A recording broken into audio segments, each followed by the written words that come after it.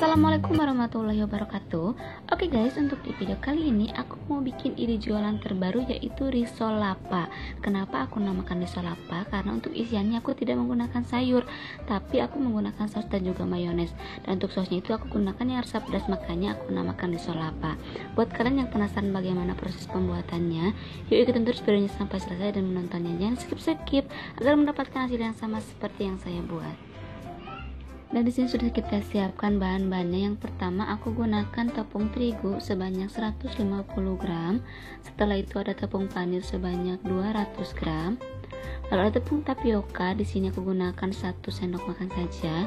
Ada sejumput garam, lalu air sebanyak 300 ml. Setelah itu nanti kita akan gunakan 200 ml saja. Dan untuk isiannya aku gunakan mayones. Aku gunakan secukupnya saja. Setelah itu saus. Di sini aku gunakan saus yang cabai, bukan saus tomat ya guys. Dan di sini kita langsung aja ke proses pembuatan kulit lumpianya. Yang pertama kita siapkan tepung terigu. Setelah itu masukkan tepung tapioka. Manfaat tepung tapioka ini agar si kulit lumpianya itu tidak mudah sobek ya guys. Lalu masukkan garam. Setelah itu aduk-aduk dulu sampai tercampur rata dengan terigu dan juga sagunya. Lalu masukkan sedikit demi sedikit air. Kita gunakan sebanyak 200 ml air saja. Setelah itu aduk-aduk dengan rata sampai tercampur benar-benar rata dan tidak ada gumpalan ya guys.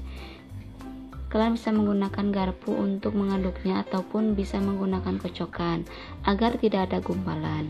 Dan ini hasilnya setelah kita aduk-aduk dengan rata. Di sini sisa airnya itu sebanyak 100 ml. Dan untuk langkah berikutnya kita akan menggorengnya atau membentuk si kulit risol ini. Siapkan teflon panas yang sudah diolesi minyak, lalu masukkan 1 centong sayur adonan kulit lumpianya.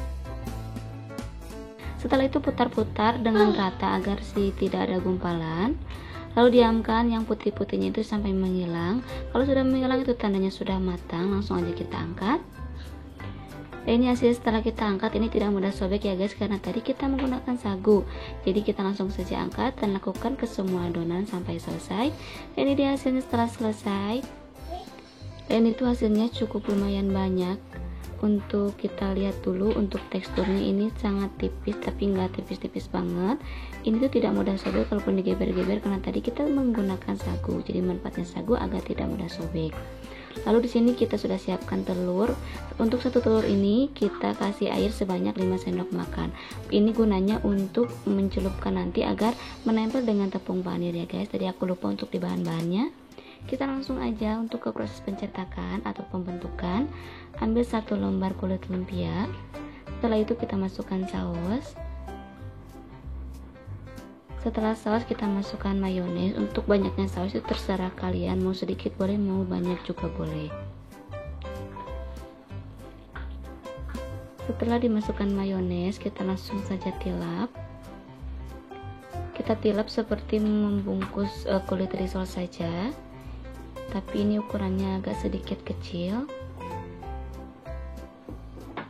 Kita tilap seperti ini. Dan untuk sausnya kalian bisa ganti menggunakan saus tomat ataupun saus yang merek lain. Di sini aku gunakan saus cabai agar hasilnya itu lebih pedas. Kita ulangi lagi ya guys. Kita masukkan setengah sendok makan saus, lalu setengah sendok makan mayones. Lalu lipat.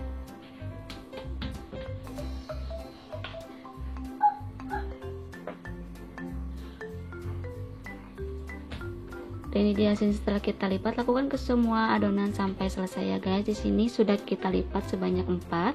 Langsung saja kita masukkan ke dalam kocokan telur. Lalu masukkan ke dalam tepung panir. Kita baluti dengan tepung panir. Di sini kita akan membalutnya itu dengan 2 step atau 2 tahapan. Setelah dibalut, untuk yang step pertama kita masukkan lagi ke dalam kocokan telur. Agar hasilnya itu lebih tebal, kita masukkan lagi ke dalam kocokan telur, lalu masukkan lagi ke dalam tepung panir agar hasilnya itu lebih tebal dan hasilnya itu lebih bagus. Dan sudah terbalut dengan 2 step atau 2 langkah pencelupan, jadinya seperti ini, hasilnya lebih tebal dan hasilnya pun lebih besar. Lakukan ke semua adonan sampai selesai ya guys. Dan ini dia hasilnya setelah kita bentuk jadinya seperti ini jadinya itu ada 15 piece ya guys. Dan untuk langkah berikutnya kita akan menggorengnya. Siapkan minyak panas, setelah panas langsung saja kita masukkan risol lapanya. Kita masukkan 4 dulu. Dan jangan lupa diaduk-aduk ya guys agar tidak gosong. Setelah warnanya sudah ke kuning-kuning kecoklatan, itu tandanya sudah matang dan siap kita angkat. Dan jangan lupa dibolak-balik ya.